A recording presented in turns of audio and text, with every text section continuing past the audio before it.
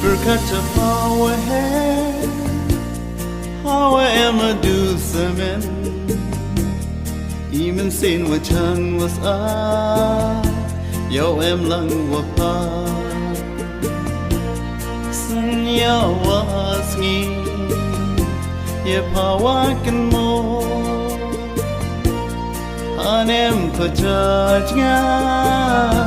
Ye nga ham ko slay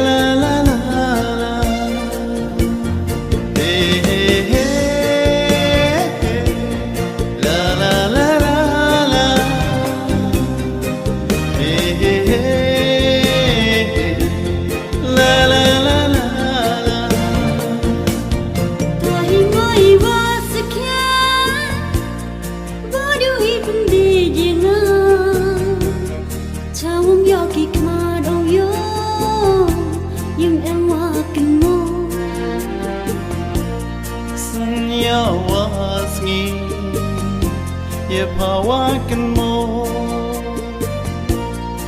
An em ko jaj nga Ye nga ham ko slay